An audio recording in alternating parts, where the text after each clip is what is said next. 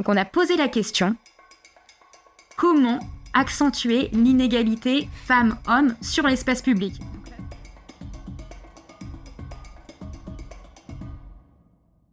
Bonjour Aurélia, merci d'être présente pour cette vidéo ce soir. Je suis heureux que tu sois là pour nous parler de la phase d'enquête d'Au nom des femmes. Donc Au nom des femmes qui a été une très belle action qui est réalisée sur Angers en 2021. Et c'est une action sur laquelle tu as pris la direction de commission en 2020, il me semble. Tout à fait. Et qui est de ton initiative. Et donc il y a la phase d'enquête qui a été très inspirante dans ce que vous avez préparé, ce que vous avez produit. Et c'est là-dessus qu'on va venir un petit peu t'interroger aujourd'hui. Donc pour rappel, Au nom des femmes a reçu le Yvon Chotard au Congrès national d'Angers en 2021. Aurélia, est-ce que tu peux nous expliquer le contexte et les objectifs de l'action Au nom des femmes ? Oui, avec plaisir. Donc, en effet, comme tu l'as dit, Au nom des femmes a été une action qui a été portée donc, à la Jeune Chambre économique d'Angers et sa région entre 2020 et 2021, dont j'ai pris la direction de commission. On a répondu à une problématique qui était le manque de représentativité des femmes dans l'espace public. En gros, le contexte était que moi,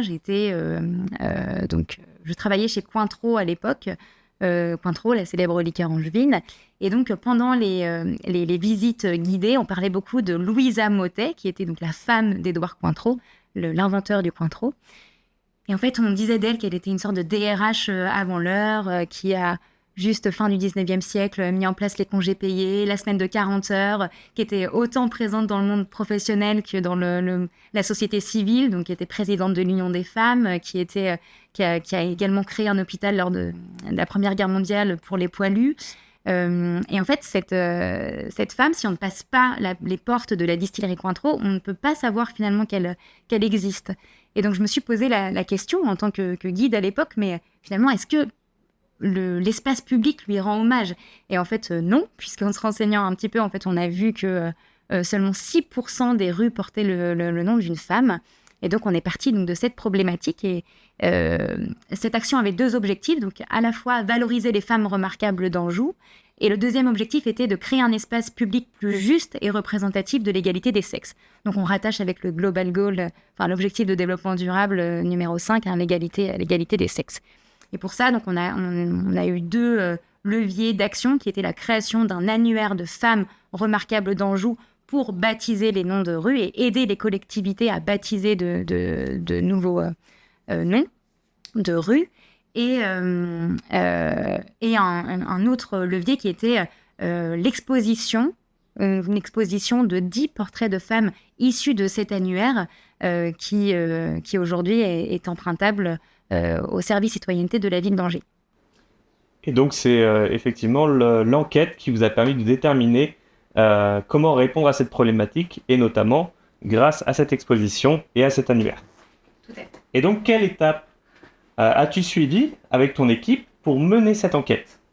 Alors, on l'a fait, on va dire, en 3 points. Le premier, c'était quelque chose d'assez lambda, un questionnaire à la fois quantitatif et qualitatif, puisqu'on avait besoin de finalement recevoir la perception finalement des citoyens sur cette problématique, ou juste savoir si c'était notre problématique ou si elle était partagée aussi par les citoyens. Deuxième chose, on a réalisé donc un entretien avec, on va dire, une experte du sujet, qui était une ancienne sénatrice du Maine-et-Loire, donc de notre département, qui se présentait d'ailleurs sur la liste municipale qui a été élue en sortie de Covid, pour connaître en fait le contexte à la fois historique et politique de ce sujet.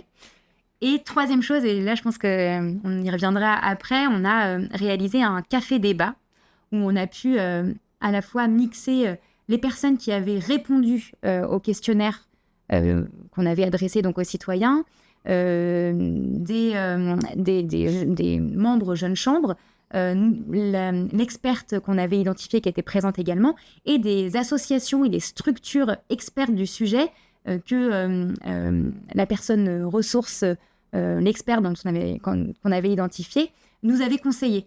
Donc on a pu réaliser ce café débat avec toutes ces personnes avec des horizons complètement différents. Est-ce que tu peux récapituler les méthodes spécifiques que ton équipe et toi avez utilisées pour justement recueillir les données? Alors, tout à fait. Bah, si je prends par exemple le questionnaire dont on a parlé juste avant, donc je t'ai dit à la fois il y a du quantitatif et du qualitatif. Donc, du quantitatif, bah, typiquement, tu vas poser des questions fermées pour aller chercher vraiment du concret, hein, de la data. Ça pouvait être, par exemple, combien de rues pouvez-vous citer qui portent le nom d'un homme? Alors là, généralement, on a eu je peux en citer une dizaine, et puis les personnes citaient cette dizaine de noms de rues. Et à l'inverse, ou en tout cas en parallèle, on posait la question, mais combien de rues qui portent le nom d'une femme peux-tu citer? Bon, là, généralement, on arrivait à moins de 3, et enfin, les gens arrivaient à peine à citer les 3. Donc, déjà, on pouvait s'apercevoir que la problématique, en effet, était là. Et ensuite, quand on va chercher dans le qualitatif, on demande, mais est-ce que pour vous, c'est une problématique? Parce que finalement, les gens pouvaient répondre non. Bon, ouais. Spoiler alerte, au final, tout le monde nous répondait oui, c'est un sujet. Mais est-ce que le sujet est important pour vous? Et en fait, on a vu qu'émergeait déjà une sorte de communauté, en tout cas d'intérêt pour le sujet. Et c'est là où il faut poser quand même des questions assez ouvertes pour recueillir, on va dire, une expression assez libre de la part des citoyens, et puis avoir des témoignages aussi un peu poignants et des choses sur lesquelles on peut s'appuyer sur la suite, aller chercher aussi de l'émotion. Donc ça, c'est pour le questionnaire. Ensuite, pour l'entretien individuel avec un expert, donc là, en l'occurrence, c'était une experte. Je pense que c'est important d'aller chercher des experts en fait du sujet, parce que c'est eux qui vont nourrir et enrichir votre enquête, que ce soit en citant des sources, des ouvrages, des auteurs et même des personnes ressources. L'entretien individuel qu'on a eu avec notre experte, qui était ancienne sénatrice, hein, du Maine-et-Loire. Alors, on était en période Covid, donc soit par téléphone, soit en visio, hein. En fait, ça a été très enrichissant. En tout cas, ça a permis vraiment d'alimenter notre enquête, puisqu'elle nous a déjà donné beaucoup de sources, en fait, d'auteurs, des ouvrages qui ont permis, nous, d'alimenter l'enquête, et également des noms d'associations expertes que l'on pouvait du coup associer à notre enquête, en tout cas qu'on pouvait aussi aller questionner. Ça nous a permis de rallier le Centre d'information des droits des femmes et des familles. Ça nous a permis également de rallier le planning familial, qui ont été ensuite présents dans notre café débat. Et autre chose, elle a mis le doigt aussi sur un enjeu politique que nous, on ne pouvait pas forcément anticiper. Mais aujourd'hui, cette personne est deuxième vice-présidente de notre agglomération d'Angers-Loire Métropole. Et en fait, elle nous a dit, mais en fait, la parité femmes-hommes va être un enjeu très important de notre programme. Donc c'est génial. Finalement, on surfait sur un enjeu actuel et politique. Et ça voulait dire qu'on répondait vraiment à une problématique du territoire, et surtout qu'on allait pouvoir avoir le soutien de la collectivité par la suite. Donc, important.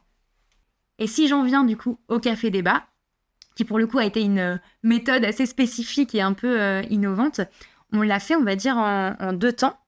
Le premier temps, ça a été déjà de partager avec toutes les personnes qui étaient présentes, en fait, l'analyse aussi de notre enquête qualitative et quantitative. On a partagé aussi les résultats de l'entretien qu'on avait eu avec Corinne Bouchot, donc notre experte. Et ensuite, on a fait un deuxième temps qui était plus de l'ordre du brainstorming. On a séparé les groupes en 2 parties. Et on a fait un premier travail de brainstorming inversé. Donc, on a posé la question: comment accentuer l'inégalité femmes-hommes sur l'espace public? Donc là, c'était très drôle, parce qu'en fait, ça a surpris aussi beaucoup de monde qui pensait venir sur des réflexions, genre, voilà, quelles sont les solutions pour que les femmes soient plus visibles dans l'espace public? Et ben non, justement, on prenait le problème dans le sens inverse, et ça a pu mettre le doigt sur de vraies problématiques. Et en fait, on a fait un deuxième temps de travail ensuite, toujours en sous-groupe. Et là, c'était trouver des solutions, un événement qui solutionnerait les problématiques qu'on avait révélées lors du café débat, enfin lors de ce premier temps de travail. Et enfin, ça a vraiment bien marché.